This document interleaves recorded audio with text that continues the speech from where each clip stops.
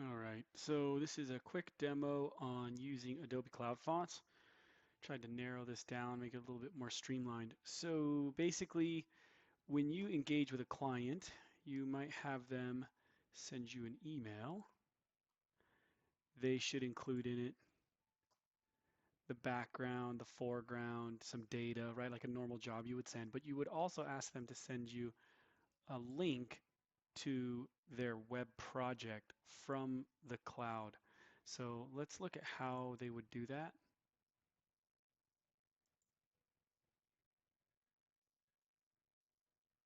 So here in the Adobe Cloud, there's a couple ways you can get to it. You can tell them that if they maybe they already know how to get to it, but if they were to jump down to their fonts, they can go to My Adobe Fonts, and then once here they can go to Web Projects. If you want, and you can see the link is here. This is one of my projects, Comics, I mean, Neo Font, and then I made another one down here. Test Adobe Font was the one I started with. So um, this is what we need. This is that link, right? So it's very easy to find. The other thing you can do to try to speed it up for your client is you can just send them this link in an email and say, hey, can you please go to this page and copy the link for me, right? So if I close this and I just say, yeah, they paste it in here. So if they don't know where to go, if you don't want to try to describe to them how to get to it, they just hit this, it loads the page. The key thing again that we need is actually not this entire link, but they can copy this. You can hit over here, copy. You can put it into an email, right? And then paste it in, and there you go. What we really need is this part here. We'll forget about that though for a minute. That's what we need. We don't need the actual link, funny enough. We need the address there, but that the client doesn't need to know that, and we don't want to make it complicated for them. So just have them send you the link as they copy it. Then let's go into the software. So if you were going to add this to a job, we want to create a new one. I'm just going to go to the template wizards for now, just to whip something up quick. We're going to jump into the postcards because that makes sense. They're pretty easy, straightforward. I already have chosen these, but let me go in here and look. So you can see here front, and choose a back image. Here we go, and then I'm going to say finish. Get the gist. So what we're going to do here is we want to be able to make sure these fonts match the fonts that I have. So once we're in here and they've sent us the email, what we're going to do is we're going to use what's called a remote style sheet. So we're going to pull this up and say remote style sheet. Now it's asking us for the URL that was embedded in the link that we had them send us. So here I just need the blue part. In fact, I think you can even right click, copy hyperlink, minimize that, and paste it here. There you go. I'm going to say OK. Now, notice it's clearly telling you it's linked. It's got this little link thing here. Let's double click on this. And this is the actual CSS file that has the stuff in it. This one has a font called Lint McCree, right? And then this is like their toolkit basically, but they have it's a little bit different name. But that is the class that would be used to alter a font. I'm going to copy that. I'm going to go back in here, and I'm going to apply this class to this box.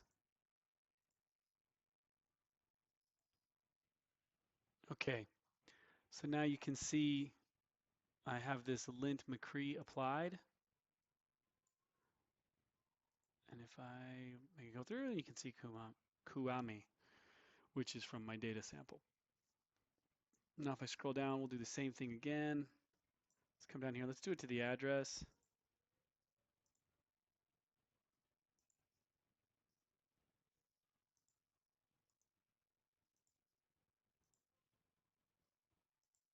If you see it not take right away, try highlighting the specific text. Like as an example, if I go like this, I do it here. There you go. Make that a little larger.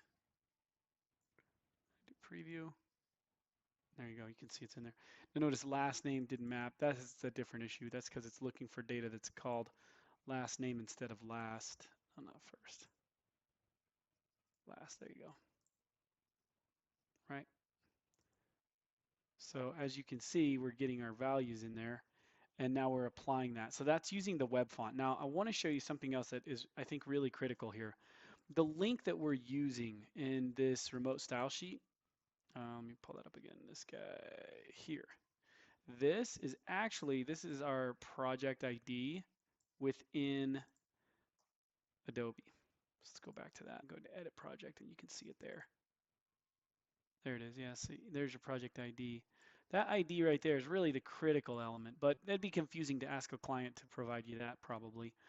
I think it could though. I mean, the link itself shouldn't change other than that. So you could always ask them for the project ID, and you could potentially put that in there too. But there's something really interesting about using it as a web project, and that's what I want to cover next. Let's go back to our fonts. Pick one of these other fonts out that I think are interesting.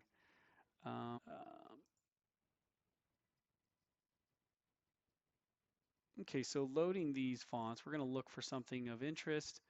Let's go to, I like these futuristic ones. They're fun. Let's do, we'll just do this one here. So I'm going to, this is inside here. I'm going to add a font, but this time, let's say, one of the things you might train your client to do is to add in here. So this is like 4 of 14. Let's see. That's 1 of 1. Okay, that's fine. This is 5 more fonts, okay? Now when we hit this, we could create a new project, but we're going to say don't do that. You might have your client create a project for all the things that they work on, because there's a really cool capability here. I'm going to use comics, which is the one that I'm currently using, right? And I'm going to say go ahead and add these. This is going to add them to it. It tells you there it also includes Lint McCree. And then it shows me some extra info that's created there. And you can see here that link again. Now you can copy it directly from here, or if you needed to, but there's something really cool. I'm going to leave that alone. I'm going to go back to my project now, and I'm going to close this out. And I'm just going to kind of rig this. Normally you'd close this off or reopen it, but let me just refresh this basically. There we go. And now what I want you to see is that if I go into this and I scroll down, now we have new ones. This is copy.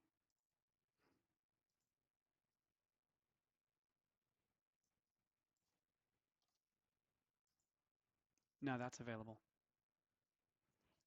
And I mean, I just figured this out today with, well, last night, I guess, with one of our team members, and I was pretty impressed by how well that works. So these cloud fonts are really powerful the way they use them. And I mean, who knows, maybe there's some more content that would be usable in this way, but from my perspective, this was really cool. So, all right, this was the Adobe Cloud Fonts demo. I hope this has been helpful. We look forward to working with you soon.